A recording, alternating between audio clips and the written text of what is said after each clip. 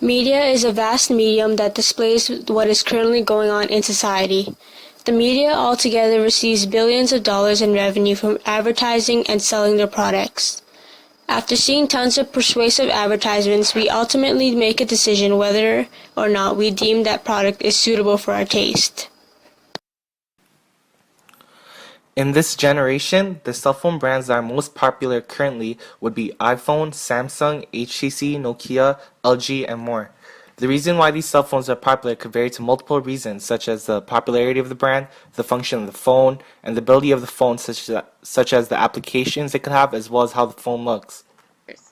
By default, most modern-day cell phones are programmed with basic features like text messaging, calendar, and the clock. After these components and software are determined, the phone moves on to the final construction.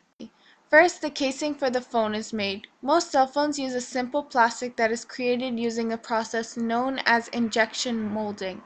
Once the casing is created, the printed circuit board is made and loaded with the necessary software/operating system.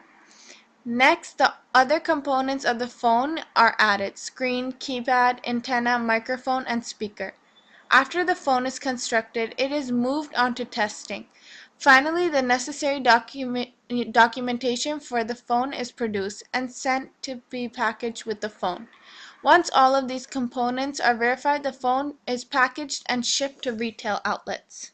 Plastic makes up most of what cell phone is, and mostly plastic is an acrylonitrile, barathydin styrene, and a polycarbonate, or sometimes both. They have a printed circuit board which helps in electric components using conductive tracts, and conductive tracts are made up of from copper sheets. Cell phones are made up from copper sheets. Cell phones also have a rechargeable battery which is made up of nickel, zinc, copper, and cadmium. They also have a liquid crystal display which contains mercury. So cell phones are made up from various materials. Plastic is non-biodegradable, meaning that it will never decompose and will be left in a landfill for years. When those plastics are in landfills, especially under the sun, the chemicals used to make plastics like BPA, vinyl chloride, and styrene leach into the ground and water supply, contaminating the area, thus causing illness or even killing any animals or humans that come into contact with that contaminated area.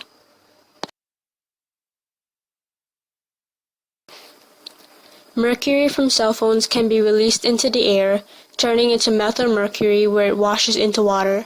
It is highly toxic and often ingested by fish, which both animals and humans eat. Mercury in the bloodstream of unborn children can greatly affect their mental and physical abilities. People are always changing cell phones. People are always getting the latest model of a brand and replacing their previous cell phone with a newer model.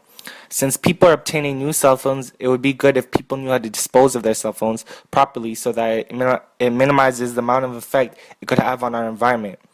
Cell phones that are not properly disposed of can end up in the river and soil, which could help increase the percentage of people with cancer, damage to the nervous system, development in children, and more. This is why it is good to be aware in how to properly dispose of your cell phone. The two most effective methods in which is environmentally helpful would be to recycle your cell phone or to simply donate it, or a form of giving away your cell phone. Many mobile companies have programs to renew mobile devices or recycle their components such as chargers.